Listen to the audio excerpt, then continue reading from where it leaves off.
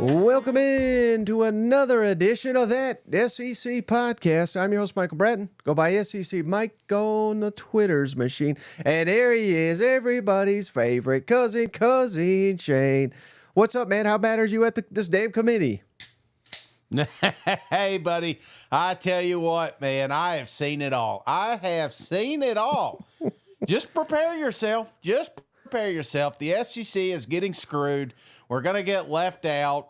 The best teams will not be in the college football playoffs. Just letting you know. I'm not buying that. I don't know why would you say that? I have a feel. I mean, Mike, have you seen just the top 5 alone should be enough to see exactly where this committee is thinking. They're not going to let more than 3 SEC teams in there just because they want to make it fair for everybody. You know, participation awards. That's what they're handing out there in the committee. They got nine of the top 25. Well, yeah, but they're not making it to the playoffs. You know what I'm saying? I think they max 3 will make it to the playoffs.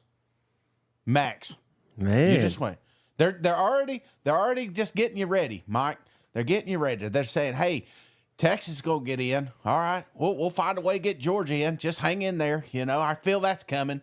But I think some of these bubble teams that are sitting there right on the fringe are going to get left out for teams that are, you know, hey, I saw the committee come out and they said, Tennessee got jumped because this team had impressive wins, top 25 wins against Kansas State and SMU. I'm like, did you just hear what you said? Impressive win against SMU is why you should be in the playoffs? Jeez, SMU would get their asses stomped in the SEC.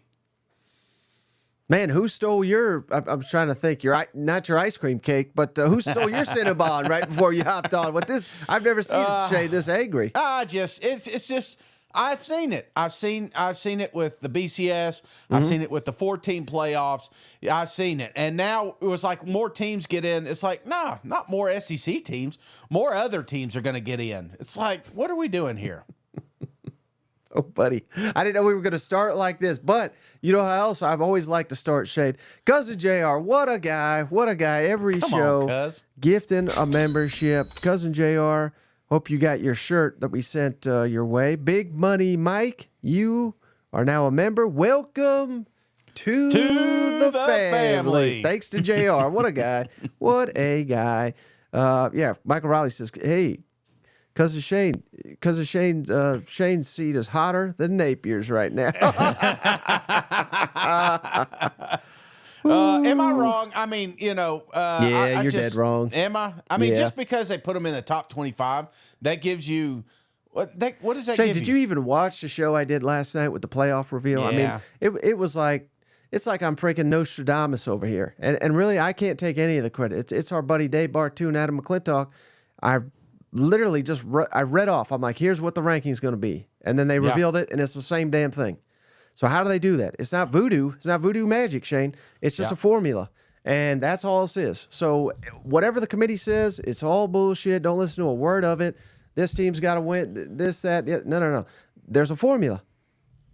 How else would I have known that, 14 of the top 15 basically in order, unless this is all predetermined.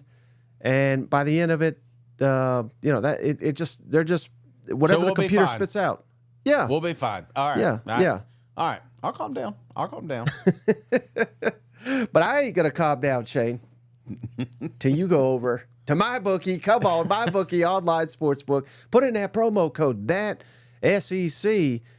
Fade Cousin Shane. Fade me. Listen to Steve. Steve's on a MyBookie lock of the week streak over here. MyBookie.ag, presenting sponsor of the show this football season. What's that promo get you, Shane? Double your initial deposit today using that promo code that SEC over at MyBookie. How about this one, Shane, real quick? We're about to do a mailbag here, but we got Cousin Daniel. Today's my birthday. Happy birthday, Cousin Daniel. Happy birthday, cuz. Big Mizzou guy. I appreciate you. I've heard Mike and Shane and all the other CFB cousins endorsing Mizzou for the playoffs comfortably, and they swear on their lives. So, yeah, there you go. It's his birthday, so guess what, Shane? Mizzou's getting in. Mizzou's making the playoffs. Mizzou's in. They're a lock. Come on. Thankfully, they're in the rankings. They're in the top 25. All you got to do is keep winning. Hell, you beat 21. You should jump into the top 20. I think, shouldn't you? Yeah. No, this is a big game for those just because they have to have this as a top 20 win. So, yeah, I think you catapult a few teams if you come out here and win. Hey, how about this comment? Early leader for comment of the night. Catch me outside. We love a fired up cousin Shane. Oh, that's like going to Cracker Barrel, man. I went over there. They came out with 3 biscuits. Me and my wife, which is okay. I get that. It's a good ratio. But none of the jellies. And I'm like, what am I supposed to do here? So we Bring asked your for own? jellies. They come out with 2 jellies. And the jelly packs are like this, Mike. It's like you need 2 for 1 roll. And I got 3 rolls there. And maybe that's why I'm so pissed off. Cracker Barrel got me going. How about an indie clip? Here's another good comment. Shane is upset because Georgia's going to win and Tennessee will be left out. Oh, man. Hey, let them play. Let's see what happens. All right, you ready to get into the mailbag, Shane? Yeah, let's do it. And shout out, if you're an official cousin, we always get your questions. Shout out Michael Riley. He asks great questions on every mailbag edition. We're going to start there. What are the most overrated and underrated SEC traditions? And really, I just wanted to do this one, Shane. Yeah. Because you just came back from Columbia, and everybody makes fun of those damn rocks. Well, Yeah. how were give us the insight on the rocks first time seeing them up there? Well, I guess it was a little overrated. I mean, there was nothing made big about them while I was there, They didn't paint them that day or anything, right? No. We had the conversation. I talked to several out there about the rock and, of course, the expansion and them leaving that situation. Looked like a lot of people were having fun on the hill over there. But, yeah, I don't know if that one – I mean, honestly, from that game, the biggest one was they do a thing called Light the Dome. I believe that's what it's called. Yeah. Didn't even know that was a thing. And then all of a sudden, I guess after the win, they light the dome that's behind there. So, right. I would say that one was, out of that particular game, is the one I didn't see coming. And then what are any others that stand out to you? I mean, I think one that is I don't know if it's underrated. It's just kind of a fun one. Is just the Vol Navy and how people literally pull up to the stadium on a boat. I know they do it some other places, but I don't know if they got a Navy out there. I mean, these people come days in advance. And I know you hate me talking about Georgia State, but yeah, you knew something was going to happen when that was the day one of the boats caught fire. Yeah. No, the Vol Navy's always been kind of unique. And, I mean, when you think about all the college campuses and all the stadiums out there, it's just something that Tennessee can offer that a lot of stadiums can't. And if you're ever out there and down there, man, they love to have a blast down there. And there's been several boats we've been down there drinking cold beers. So, yeah, Vol Navy is actually a pretty cool sight if you're ever down and catching a game in Tennessee. Mm-hmm. And any overrated? I really like the Eagle flying in. I think that one doesn't get talked about near as much. Right. I was thinking cigars for Tennessee, Alabama, but I'm not trying to be all Tennessee, but that's Alabama's as well. I thought it was stupid when Alabama won like 18 in a row, and then I'm like, this is one hell of a tradition. I noticed more and more cigars coming out, so I don't know if that's a thing for everybody or just the Tennessee Bama game. But yeah, that one was always fun. Gary's got a great one, Midnight Yell, one of the greatest traditions down there in A&M. So that's a good one. I mean, think about that. Getting there at midnight. Not a lot of people are going to do that. Not a lot of campuses can. Like right now, could you try pulling that off in Vanderbilt? Could you try pulling that off in Auburn? I don't know. You may get some folks showing up, but these are large crowds coming out there for that midnight yell. Right. I mean, this is just what makes college football awesome. All these traditions. I miss the burning. I know some kids got hurt and stuff. You remember they used to stack up all that stuff and catch it on fire? Right. That seemed like right down college football alley. I kind of wish they'd bring that one back, but safely. Right. Yeah. I mean that's another one. What was that called? I don't know. Maybe A&M fans can help me out there. But yeah, I'm trying to think of any other. I should have been better prepared for this one because I know there's going to be some that were like, damn, I should have mentioned that. Yeah, it was they called it the bonfire, Shane. Well, that makes sense. Yeah. Yeah. All right. How about this one, Shane? Yeah. From B Creepy, another official cousin. We appreciate you, brother. No, this is the first time he said an if. Usually it's when. If Texas A&M wins the SEC title, Yeah. does that not make the Gamecocks argument for a playoff even better? So again, they whooped them. They whooped them good, Shane. So let's imagine this scenario: A&M wins the SEC. Now this is just the playoff bracket, but to get there, you have to imagine A&M beats Texas. Mm-hmm. Because I think that'll be crucial to actually getting into the SEC championship. Mm-hmm. Texas A&M would automatically be in the playoff as the SEC champ. So I think we just sub A&M for Texas. Mm-hmm. Yeah, I mean that's only going to help South Carolina. And if in his scenario, South Carolina has to win out, so they beat Missouri, they beat Clemson. That's sure as hell going to help. But I think they're still going to need a little chaos. But yeah, that's an interesting angle to think about. That you could say you were the only one in conference to beat the SEC champs. No, I tried to imagine how because I've seen this ever since the reveal, all these chaotic, scenarios that could happen where a 9-3 team gets in. Mm-hmm. But I truly think there's only a handful that could legitimately pull it off. I think the Georgia Bulldogs are one of them just because of their schedule. Yep. I think South Carolina could be one. In this scenario, if Texas A&M wins out, it helps them out. If they keep destroying football teams, I just don't know how you can leave them out. So South Carolina could be in the mix there. The only other one I've heard is maybe LSU or Bama. Is there any of those you would take kind of? Well, LSU, the only path I think is just making the SEC? Making the SEC championship and winning it. Yeah. I don't care. If they beat Florida, Vanderbilt, and Oklahoma and don't make the SEC championship, I don't think they're in. Yeah. What about Bama? Can they lose any more and still? Nah, they can't. You're just like the national media over here singing. No, I'm just kidding. No, I think if Alabama loses, they've lost to Mercer, Oklahoma, or Auburn. Yeah, they do not. Yeah. They would not deserve to make the field. I would think. Yeah. Get out of here. So, all right. Yeah, I'm right there with you. South Carolina can do it. I think it just you need Texas A&M to win, and you need South Carolina. What about A&M though? Like, what if they win out, but they lose in the SEC championship by a narrow margin? Oh. I think they could potentially get in as a 3-loss. Man, that's a good one. Because it's like, we're really going to dock an SEC, champion, not champion, but runner up? I mean, for playing an extra game against another college football playoff team. Yeah. Yeah. I don't think you could do that.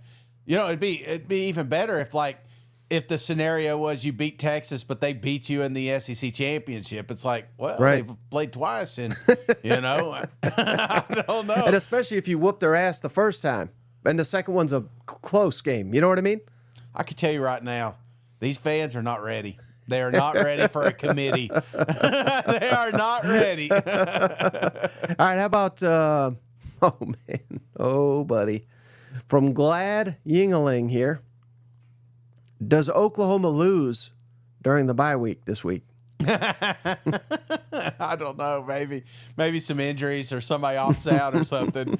That would be a loss right there. Did you see it, Shane, where the president and the AD, I guess it was, I know it was the AD, but they came out here and gave the dreaded vote of confidence. Brent Venables, he's our future. He's our guy. Mm. What do you make of that? You think anytime they give out the vote of confidence, I'm like, this guy's a dead man walking. Well, yes, but I don't know if that. I don't think he gets fired.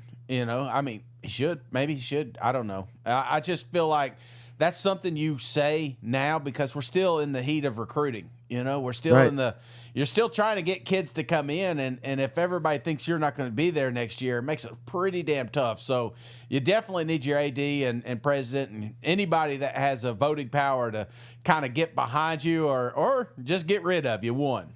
Mm-hmm. Yeah, I mean, I've seen a lot of Sooners though, Shane. They're like, man, they look at the defensive stats I put out.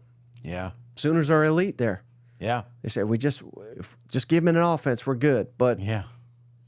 He's in charge of making those hires and recruiting the players. You know, as head coach, we can't just give him a damn pass. He's not a defensive coordinator. Yeah, I know. I saw Eddie down there with candles and shit trying to get just will Oklahoma to be good at football. So I don't know. You may be right. I mean, it may be a coordinator. You've seen it with Arkansas. You talk about bringing in a breath of fresh air. You know, even Missouri. I know the offense has sputtered this year, but that saved Drink's job hiring an offensive coordinator, and he nailed it last season. So if you hit, you hit, man. And I think, Venables showed us that he's elite with defense. And I have no doubt in my mind Oklahoma will always have an elite defense if he's there. But you need help. And obviously the experiment didn't work this year, but we're on to better, brighter things next year. Hey, how about this one? This was specifically for you, buddy. Floyd the Barber. Yeah. Did Cousin Shane get to beat that drum down at Mizzou? I saw the photo with it, but you didn't get to beat it, did you? No.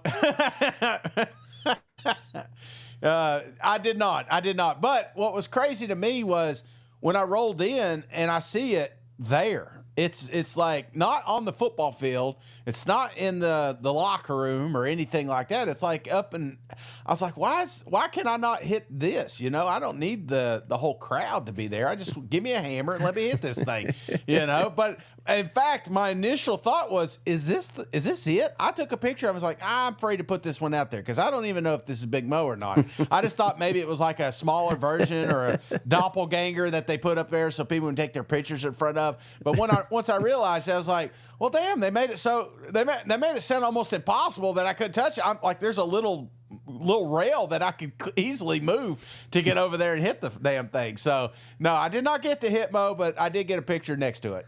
Hey, I'm surprised you knew the word doppelganger. That's impressive right there. That's my word for the day, Mike. Well, my word is thanks to Cousin Tyler Walker. He just became a member. Welcome to the family. So shout out, Tyler. Appreciate you, buddy. But I knew you'd love to share some more Mizzou insight after having such a good time up there. Oh, yeah, we had a great time. I know people are sick and tired of hearing about Mizzou. I think my favorite – no, I'm not even going to say it. There's some funny comments out there. I think you guys are hilarious. All right. How about this one, Shane? Yes. From Jesse Thompson. Mm-hmm. Rank these coaches from worst to best. Jimbo Fisher last year. Oof. Starting pretty low. This year, Billy Napier. Yeah. And this year, Hugh Freeze. Oh, man. I would say last year, Jimbo, worst. Really? Yeah. Absolutely. I mean, that team instantly became an SEC championship contender as soon as he left. So, absolutely. I think in that one, I would then say Hugh Freeze the second, and then Billy the third. And they're close. It's tight. But I just feel like Billy... Some of his is more to do with, he ain't got a quarterback. You know what I'm saying? I feel like if he had a quarterback, they may be in or maybe won a few more of these games. But yeah, that's my order. Sticking with it. Bobby's got it right, Shane. Hugh Freeze got to be dead. Come on, dead last. Their over under was like 7.5. But talent, man. Where are we at? 3 and 6. Shane, does Auburn got more talent than Cal? Yes. Does Auburn got more talent than Arkansas? Yes. Does Auburn got more talent than Vanderbilt? Yes. I mean, that ain't an excuse anymore. Yeah, but Jimbo should have won 9 games last year. Well, Hugh Freeze is about to win 4. Well, I get that, but Jimbo didn't make a bowl game either. You know, he was sitting there at 5, so they're about to get their 4th one here. You know, I would say, again, I'm not saying that. I mean, not have a parade for Jimbo, but damn, do you not remember? They won 7 games last year. Did they really? Yeah. Oh no, did they really? I thought they had 5. Nope. See, I'm looking at it right now. 7-6. Well, Jimbo didn't get them. Somebody else got them. That's fair. That is fair. But I do agree. Put Jimbo, but Billy Napier. This is sadly, this is maybe the best job he's done. But this may be his worst team. Damn, you maybe talked me into it. Maybe we should have put Hugh down there. Yeah, you know what? You talked me into it. I didn't know they got 7. I literally crossed them out of my mind. I tried to forget about Texas A&M. It's crazy though, just the talent that was down there though. You know what I'm saying? Like the transfer portal loved A&M last year. Yeah, they're saying Bobby says Shane's a Jimbo hater. Absolutely. Yes. Emily says War Eagle and Freeze is the worst. What could your answer could certainly change, Shane, if Auburn gets upset by ULM, right? Oh God, yeah, absolutely. I without a doubt. Hugh Freeze may get fired if he loses that one. I think so. Yeah, I think so. You know what? Also, all those coaches have in common, Shane. They could use some cornbread hemp. Come on, cornbreadhemp.com/SEC. What's that get you?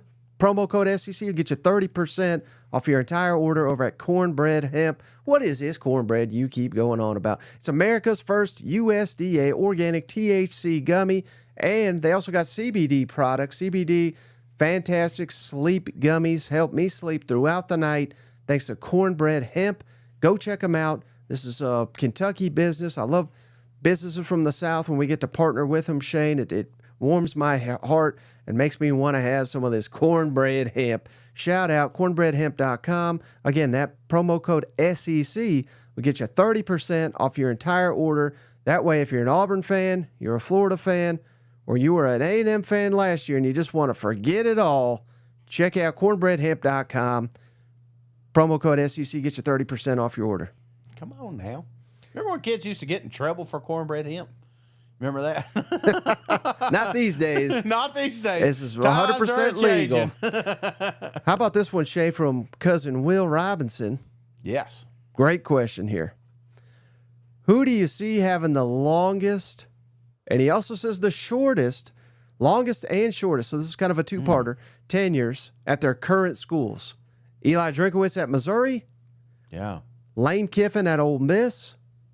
Josh Heupel, Tennessee. Who will stay there the longest? Who will last the shortest? Drink, Kiffin, Heupel. Go. I'm going longest Heupel, shortest Lane Kiffin. Ooh. What?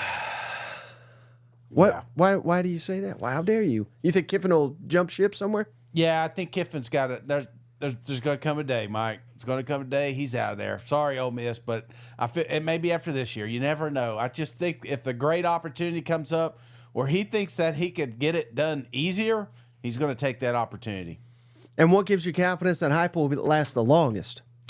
Longest, I just don't know if that system works in the NFL. I mean, short of him leaving to another university, which could happen. I mean, we talked about Oklahoma a couple of times.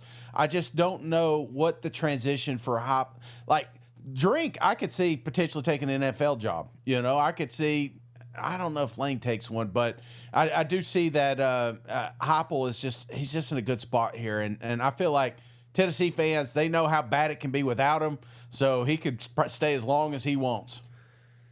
Yeah, and another way, fair or not, Shane, that you kind of have to look at a lot of these coaching jobs and how, now again, pressure gets mounted up certainly, but place like Tennessee, I mean, not that Missouri and Ole Miss, they're kicking ass too, but in terms of NIL, and I'm saying they're kicking ass on the field, they're kicking ass in NIL, all three of these, but which program is built to sustain that?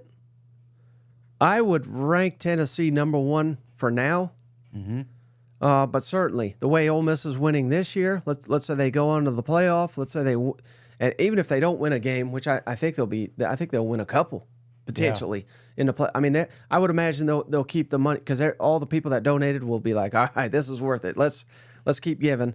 And similar deal maybe with Missouri. I know it's been a little bit of a disappointment, but so I'm not saying that their NILs are bad by any means, but I'm just saying I think Tennessee's in the strongest position. Yeah. And like it or not, I mean, I think that's key for stability moving forward. Yeah. I like Tennessee's quarterback recruiting as well. That's going to help. But Lane Kiffin, man, had the young freshman come in and just diced up Georgia. Mm-hmm. And ever since then, I've been hearing from some people, Shane, that they think he's better than Jackson Dart. Oh. How about that? So imagine their next quarterback is even better. I mean, how high could Ole Miss go with him? I mean, that's pretty interesting, isn't it? I think it all hinges on national championship. I know it sounds crazy for Ole Miss, a team that's not even been to an SEC championship, but I feel like if he can win it, then there's a chance Lane Kiffin never leaves because it can be done. It can be repeated. But if he falls short and maybe it's by what quote unquote more talented team, then I feel like there's got to be that little devil on your shoulder saying, well, if you were in Georgia, or if you were in Florida or if you were in Tennessee, one of these places that maybe have a little bit easier path to getting some of those top 250 recruits, then maybe you consider it. So I don't know. I'm kind of torn. I think Kiffin is the one that could ultimately be at his school the longest because Ole Miss will never fire him. But you see what I'm saying? D-Train says, is Lane leaving? Is that Shane's lock? Because he's trying to figure out which way to bet one way or another. And then one other one. This was the best comment so far the whole night. I'm trying to find it again. Oh man, dang it! I think I lost it for good. But someone said it looks like little Shane sleeping on your shoulder there with the T-shirt. Oh, here it is. Here it is. Shout out David Cleveland. Best little Shane looks passed out on Shane's shoulder there. He's had a rough night, man. But look at it this way too. Kiffin's got a daughter at Ole Miss. Yeah. Sounds like his son may go to Ole Miss. I mean, I don't know. Who the hell knows? But if he does, that's just going to strengthen his ties there. And you're talking about winning big at Ole Miss. Mm-hmm. I don't know that they'll do this. I don't know what it is people have against, like, I guess just because we grow up with like Bryant-Denny Stadium, right? Yeah. But how in the hell do they not put Saban's name? I know they gave him the field or whatever, like. That's so stupid. I mean, he's literally the greatest coach of all time. You don't put his name on the stadium. So we're used to Neyland Stadium. We're used to Vaught Hemingway.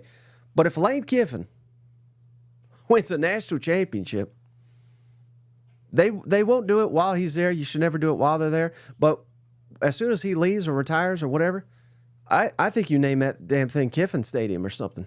I mean, just again, think about it. Where they were to where they are, right? He's totally changed standards and expectations down there. So I'm right there with you. Boy, give him a statue, rename it Kiffin Juice Stadium. No, I don't know. That does not work together, Mike. We'll get a committee on that one. Okay. Well, it's him and the dog, Yeah, no, I get it. It just did not sound well. Okay, I got you. All right, how about this one from Tristan Brown? Should a 2-loss team losing in the SEC championship have any effect on their playoff chances? Now that's going to get tricky, Shane. It's going to get tricky. The same man that he was on the show about a week ago, he broke this all down, who's got the formula. He says 5 out of 10 years this has happened where a 2-loss team went into the SEC championship weekend, ranked 8th or lower. They lose. They're outside the top 12. Yeah. So should it? I don't think it should. Will it? I think it will. And everybody says, well, this is a different era, blah, blah. It's the same damn thing. It is. The man picks the same. He knows the 4 every year. He knows the 12 now. They've not changed anything. So just based on that, I think it'll kill you if you have 2 losses and you lose in the SEC championship. I don't think it's right, but I think they'll boot you out. Yeah, I don't think it's right either. It's almost like you have more to lose playing that game than you do to win. And can a 2-loss or 3-loss get in there and find their ways into a college football playoffs? Absolutely. But more than likely, somebody's going to find themselves outside of the playoffs because of a loss in that game. So, and how pissed is that coach and that school and those fans going to be if that happens, you know? It's going to suck. It's going to absolutely suck because there's another 2-loss team that's sitting out there that probably gets in, probably would have had the same results if they were there, but they get in because they didn't have to play that stupid game. So, and I don't want to call it stupid. I love the SEC championship, but I do think that there should be some sort of bubble around it where it's win, lose, does not matter, does not affect you kind of thing, you know, but it does. Nobody wants to play in that now. No, it's almost like a bowl game. Right. You know what I'm saying? It's almost like those, New Year's Day bowl games, and you just, or, not that one, but a Duke's Mayo Bowl or something. You know what they should do? And shout out, one of the cousins gave us this suggestion. It shouldn't be, it shouldn't be 1 and 2. It should be like 5 and 6 that play in the SEC championship, and the winner gets to go to the playoff. That's what they should do. Or 1 and 2 get an automatic bid. Just eliminate the scenarios.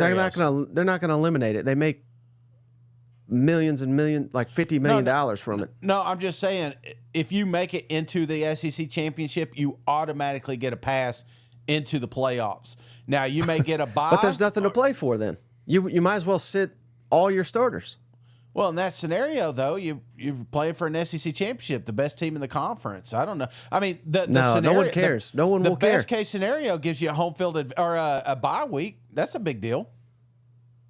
Nah, I like playing with something on the line. What if you lose? You just you have to go on the road somewhere. I don't know. I think you can make it. I mean, it's important. So yeah, okay. You're wrong, but I'm right. No, right. I'm no. Well, then how do you fix it? How do you fix it? How do you make it where it doesn't hurt you? I think it's a play-in. I think it's a play-in game. I think that would fix it.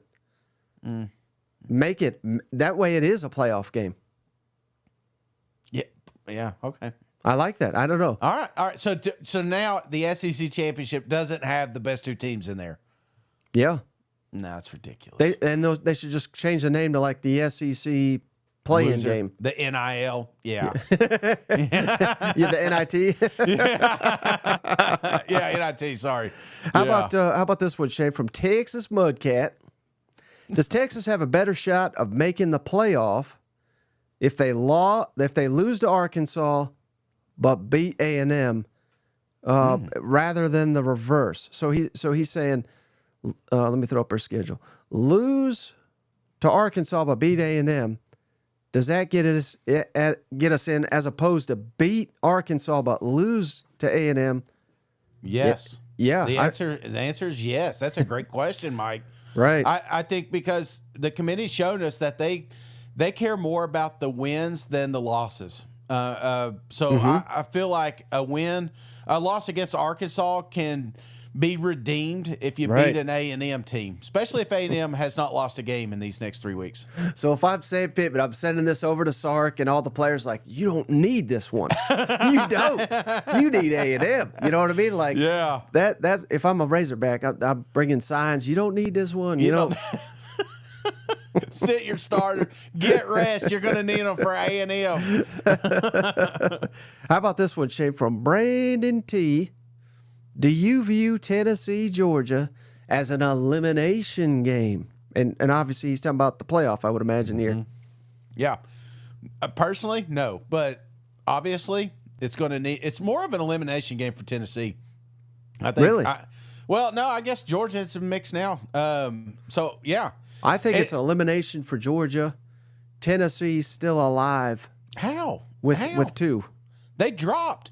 They dropped on they had 2 teams pass them this week, even though they got a win. Even though Nico didn't play a half.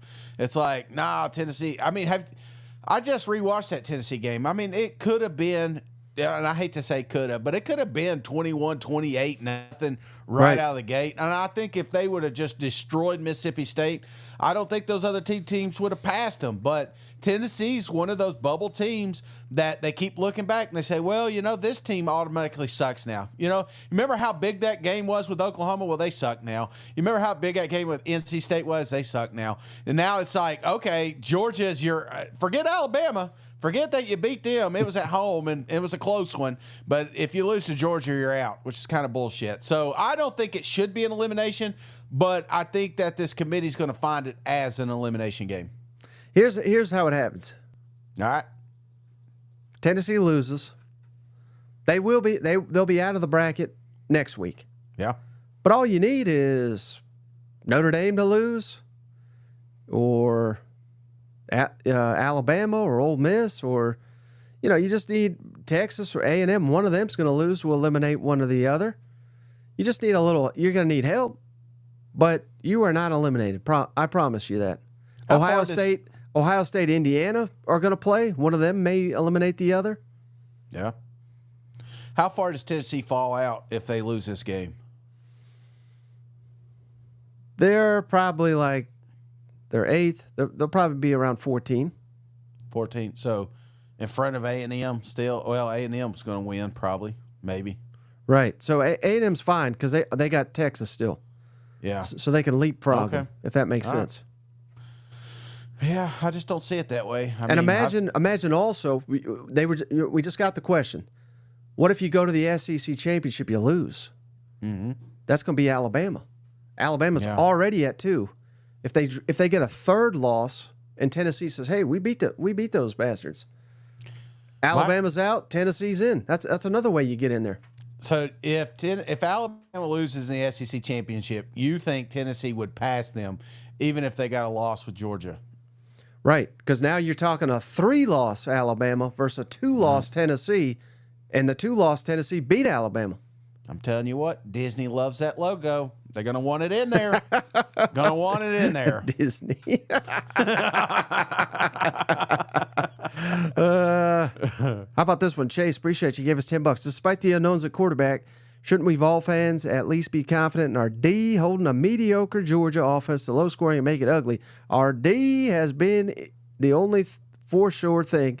Go Big Orange. What you think about that, Shane? Yeah, because if you look at maybe Georgia's games, I mean, it's been the offense that has been abysmal. And, pretending that Georgia has just miraculously going to go put together a complete game, I'm not ready to say that. And Tennessee, like you said, they'll get you behind the sticks. They'll create turnovers. They'll have short field situations.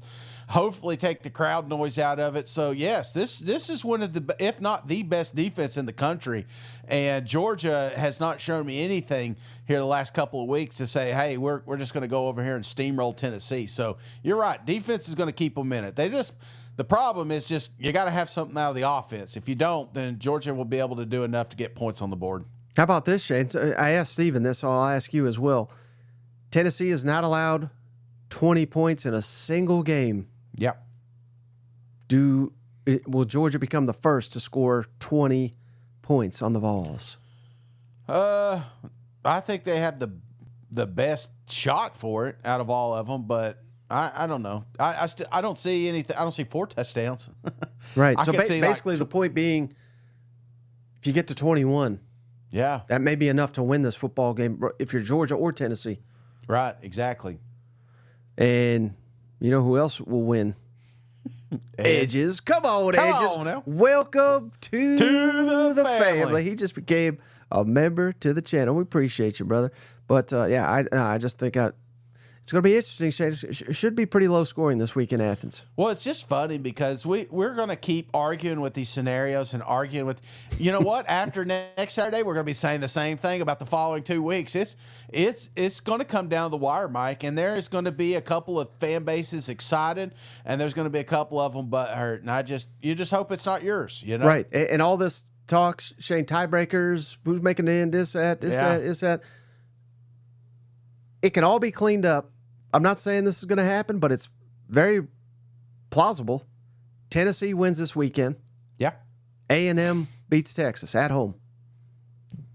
Those are your SEC. That's your SEC game. That's your championship, and it's not even. They'll be the only team. I mean, it could be as clean as that, because Tennessee has one conference loss, A&M has one conference loss. They would automatically be the SEC championship, and it may just be as simple as that after a month of all this debate, scenario, and this, that, the other. You know what? We'd have to build one big ass bonfire, Mike. Well, speaking of all these scenarios, Shay, Jack Gallagher, who would you leave out? Assuming these are all 10-2 Georgia, 10-2 Tennessee, which would mean Georgia beat Tennessee. Yeah. 10-2 Ole Miss. Well, Ole Miss beat Georgia.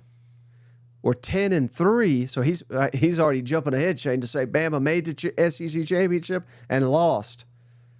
Who would you leave out? I guess we'll only leave out one. 10-2 Georgia, 10-2 Tennessee, 10-2 Ole Miss, or 10-3 Alabama.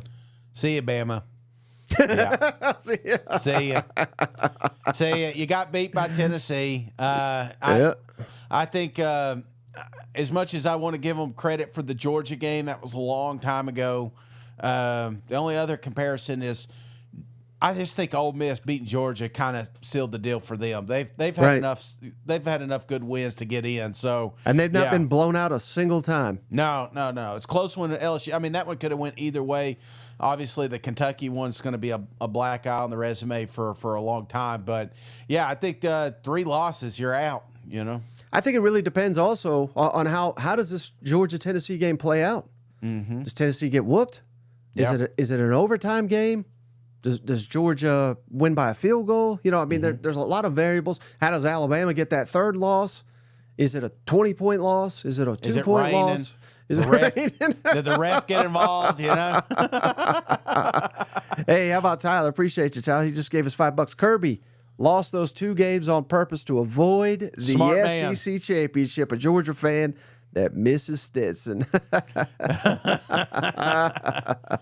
Oh God! And that's what sucks is I think the committee screwed up last year, but not letting them in. You know, that Georgia team last year, I felt like could have won the whole thing. You know, but that's why I have no confidence in them moving forward. But again, it's on the teams. I can't blame the committee if your football team keeps losing football games. You know, so at the end of the day, you just got to keep winning. Hey, shout out cousin Phil. Thoughts and prayers, man. He says, "Hey guys, I just jumped on. I don't have much time tonight. My daughter's been in the hospital. Do you guys have any info on whether Nico's going to play or not?" So sorry to hear that, Phil. Hopefully everything works out for you. But the latest, Nico practiced. He's continuing to progress. I think he's going to play, and I think it's very likely that he plays at this point. So that's where I'm at. I think the only thing that's going to keep him out is if he suffers a setback. And I've not heard any. We still got a couple days to go, but I have not heard a single setback here for Nico. So I think odds are looking pretty good. Yeah, absolutely. No, that's good news. But Phil, again, if you need anything, just let us know. Yeah, no doubt. All right, how about this one, Shane? From Darth Vol. Nice name. What a name, yeah. Tennessee 10-2, Ole Miss 10-2. Is the Alabama win better than the Georgia win? Is the Arkansas loss better than the Kentucky loss? All these scenarios. Why should Ole Miss get in before Tennessee if Tennessee loses to Georgia? So basically, we're just comparing the resumes of Tennessee and Ole Miss. That is interesting, Shane. That is interesting because again, shout out our guy Dave Bartu who does he's got the formula, right? I keep saying that. That's all this is. This is a formula. There's only one team, Shane, that is in the top 15. Mm-hmm. The committee looks at this. Bad losses. Yeah. There's only one bad loss among all the top 15. Can you take a wild guess? What is the committee views as the worst loss among all the Kentucky, Ole Miss. Yep, you nailed it. That's the one. So that's killing Ole Miss. Arkansas is not considered a bad loss because they're 5-4. What's a bad loss, Shane? Any team that is not 500. So it could be a bad loss if Arkansas keeps losing. But right now, Tennessee's got the edge, at least in bad losses. And when it comes to best win, I mean, technically Alabama's ranked higher than Georgia, so I think Tennessee would have the edge there as well. So, I mean, it's an interesting point. I could certainly see. I could see why a Tennessee fan would say, hey, we deserve to get in over Ole Miss. I think we're splitting hairs, but a lot of these data points say Tennessee is a little bit better than Ole Miss. Yeah, I just, because of the loss. I think the Kentucky one, even though it was a little bit earlier in the season, that was just such a bad one. Every time Kentucky loses, it looks even worse. But the Arkansas one, you could argue. I mean, they were a fringe 25 team at that time, probably the healthiest they ever were. And, home field advantage. So, and someone just asked, how is Notre Dame losing to Northern Illinois? How's that not the worst? But again, listen to what I'm saying. Bad loss. And this is not me saying it. This is the playoff committee. A loss to a team that's under 500. Northern Illinois is 5-4. No, so, okay, I was about to pull that up. But again, I get, and I'm sure it's being typed right now. Well, they ain't SEC. They wouldn't be 5-4. I get it. But that's not how they do it. I'm sure they'd be 1-9 in the SEC, or whatever. But that's not how they do it. So I agree. I mean, I think that I would rather have Tennessee and Ole Miss in here than stupid Notre Dame. I think they've earned it. Well, and I don't think the schedule, a sub 500. An NIU schedule is a lot different than a Arkansas schedule, right? So, I hear you, but I'm just telling you, this is the. But just hinge all your points as like, oh well, they're sub 500. Okay, what? Right. Well, they did beat A&M. We got to give Notre Dame that, but their next best win. Yeah. They beat Louisville too, I guess, but they beat Navy. Navy's one of their marquee wins. What's the rest of their schedule? What do they got? Notre Dame? Yeah. They got Virginia upcoming. School of the Blind. Yep. And then Army, which Army is currently ranked. And then at Southern Cal. So if you're if you're an SEC team that's here on the bubble or even in, that is not a lock, you're rooting for Notre Dame's got to lose another, because that's a free spot that comes open. Okay. Yeah. So root like hell against Notre Dame. Good for Notre Dame. Always finding a way to us to talk about it. Every single year we're talking about Notre Dame, aren't we?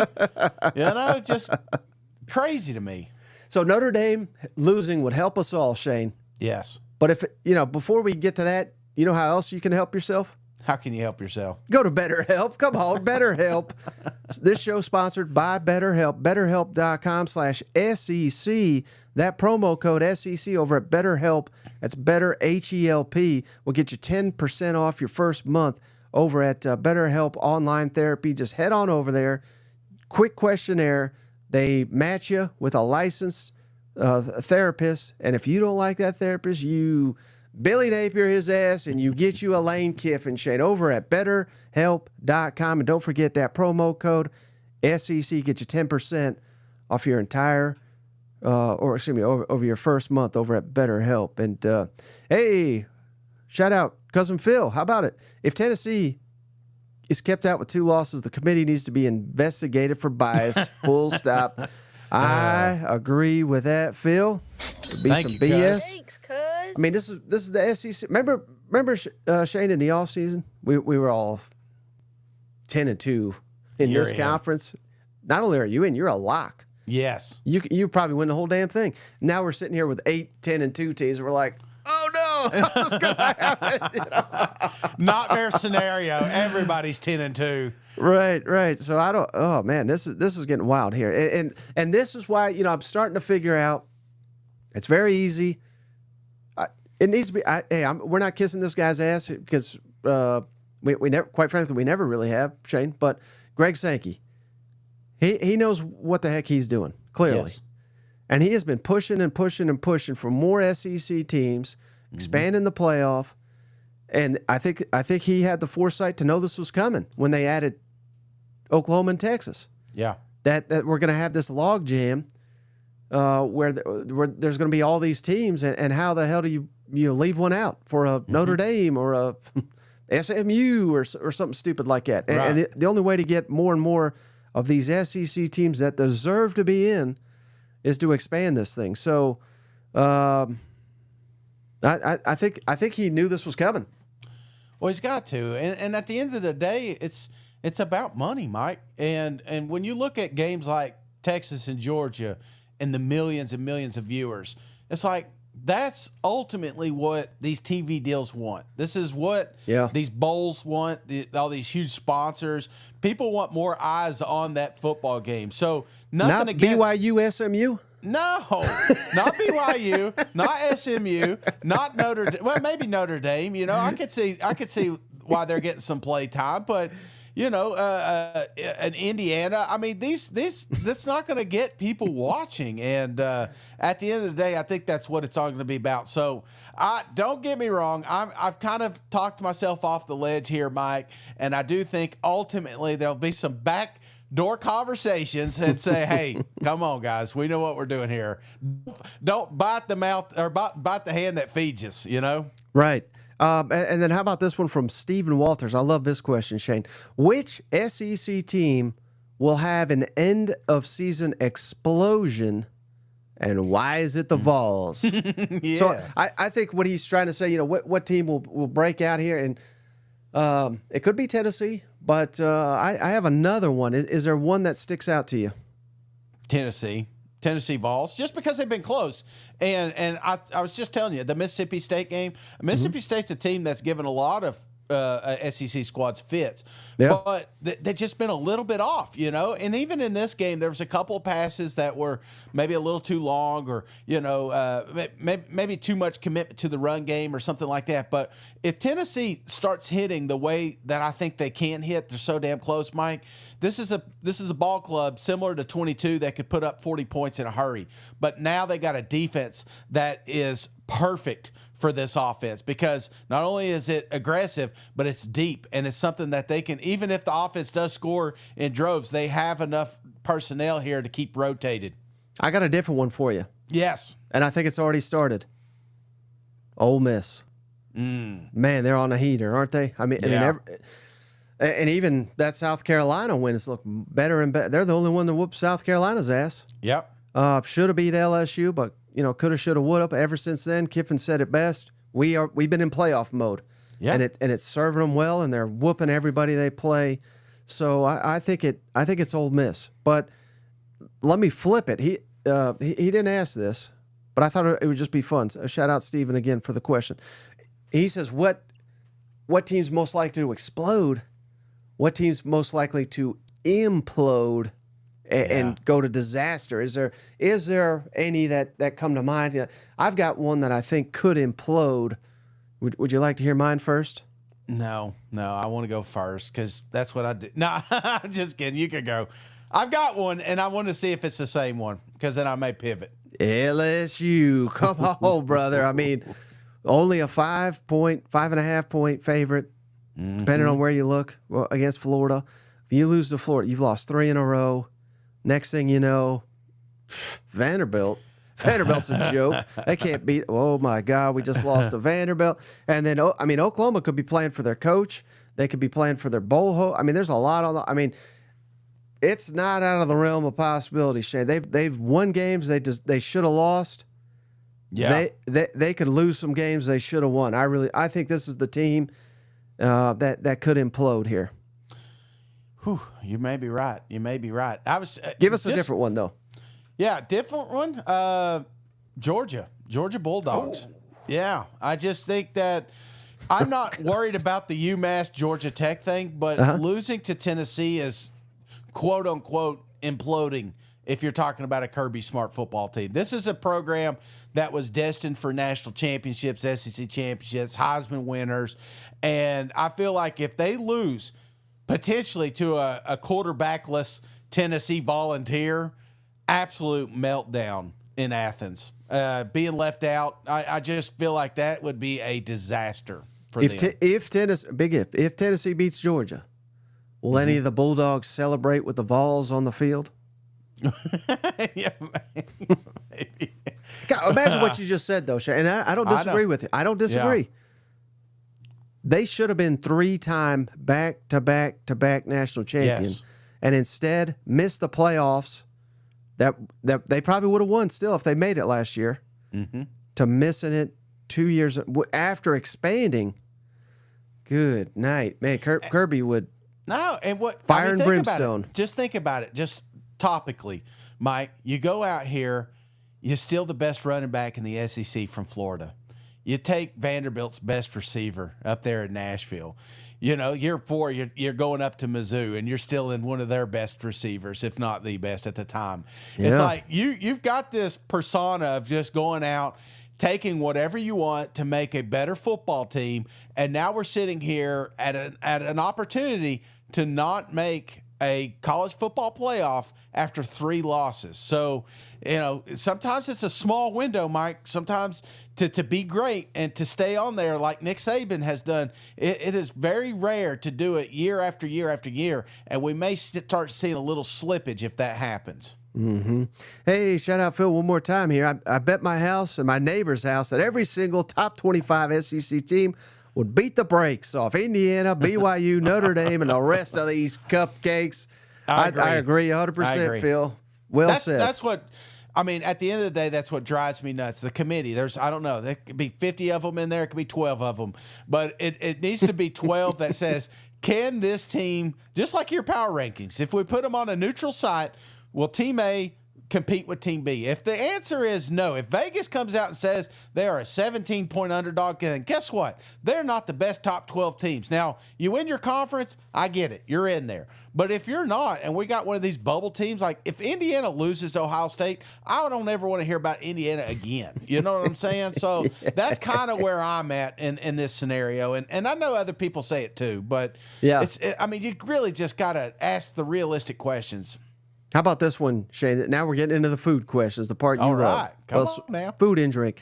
Shout out Houston Ray, cousin Houston. Sam Pittman versus cousin Shane. Beer chugging contest. Who wins? It's got to be me, Mike. Got to be me. Sam's lost some weight. I don't know if he's on Ozempic or what, but he can't hang with me right now. So back in the day, prime Sam would have done circles around me. I just think I got him now. He's a little bit older. Okay, how about this one, Shane? From Cinephile Matt. Yeah. First of all, do you know what a cinephile is, Shane? It's not bad. I only got one word, Mike. No, and this was not it. It's a movie lover. Oh, okay. I just want to throw. I didn't know if you knew what that word meant, but of course, Mike. is lasagna technically a cheesecake? Need an answer from cousin Shane. Shit. Oh, that's a good question, man. Never thought about that till he asked it. I'm gonna say no. I'm gonna say it is not. It's maybe more like a beefcake, you know. But I do see the scenario there. But I'm gonna say no. You're putting a lot of beef in your lasagna. Mine's mostly noodles and cheese. Oh no, you gotta have beef. I love cheese and layers, you know, and you know, cheesecake. Not all cheesecake has layers, so you know, I'm just gonna say no. I'm gonna say no. Okay, but it is intriguing. It does got me thinking. All right, and then from Trey Tucker, always ask great questions here. One football, one non here. If Nico does not play, what are Tennessee's odds of winning if Carson Beck plays like he did against Ole Miss? So essentially, not zero touchdowns, 1 pick. Yeah, again, it was raining. Georgia fans, they're not. Surely they wouldn't use that excuse, would they? But what are your thoughts there, Shane? 35% without Nico. 35. Ooh. Yeah. And is that greater than Mizzou's odds to make the playoffs? Oh man. No, I would say Mizzou's ultimately, I think this is the biggest week of their season. And getting past South Carolina, then I don't want to say it's downhill because there's still some tough losable games on there, but I feel like you get past this hump, you're in good shape to kind of make that argument for 10-2. So I'd put them at 36%. So slightly. All right, that last one from Trey here. What was the biggest scam as a kid for snacks and food?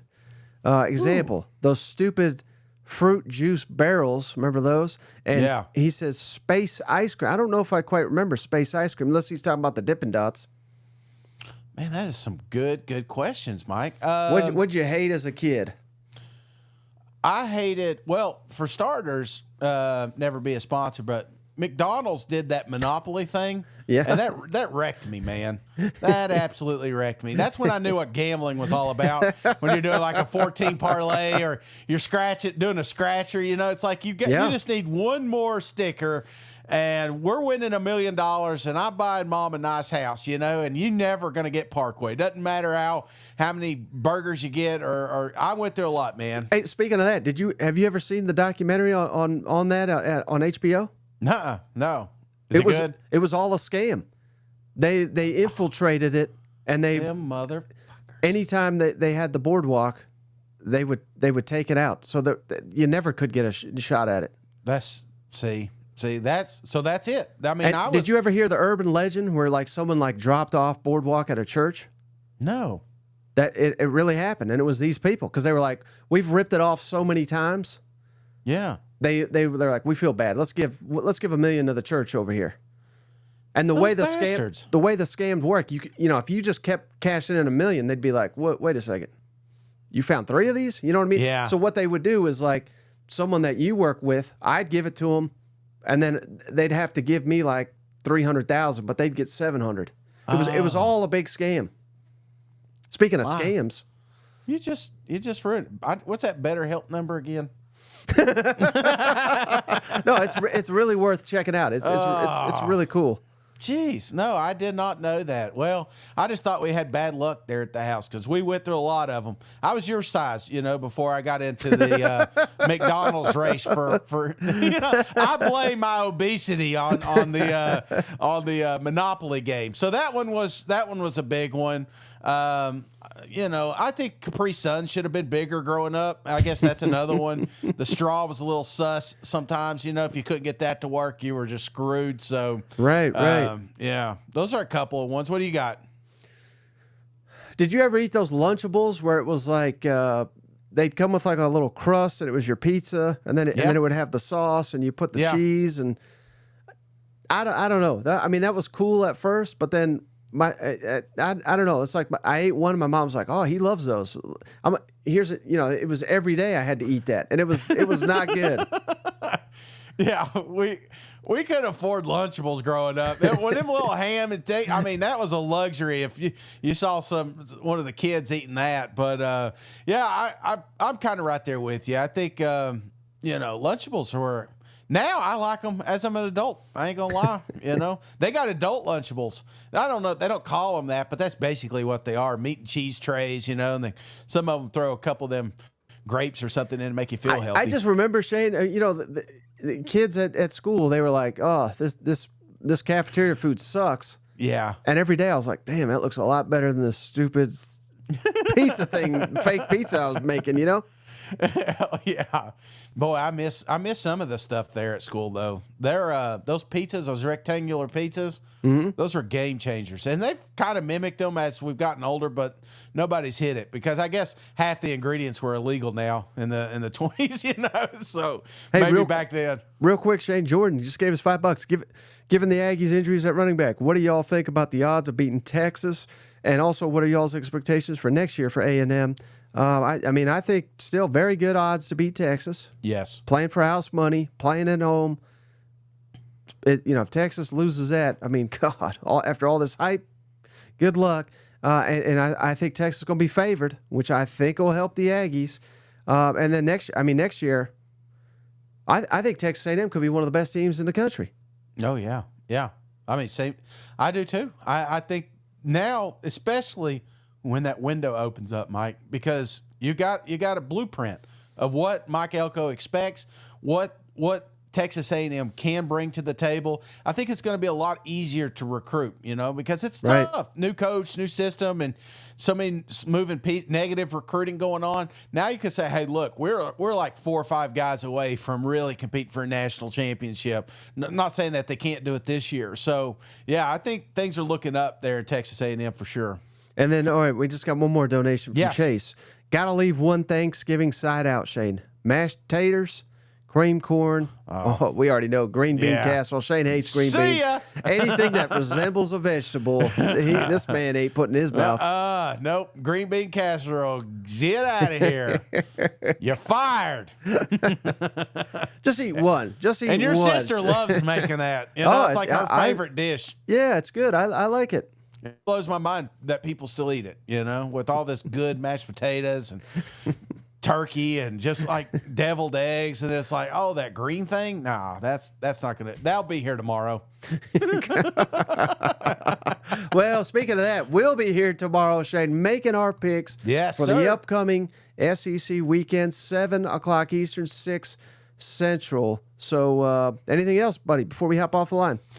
No, I'm really mad at McDonald's right now, you know, but I kind of want a burger. So we'll see how that plays out tonight. All right. We appreciate each and every one of you. I appreciate you, buddy. We'll catch you on the next one. All right. See you guys. Go Vols. Just pull the curtain down, Mike. Stop talking.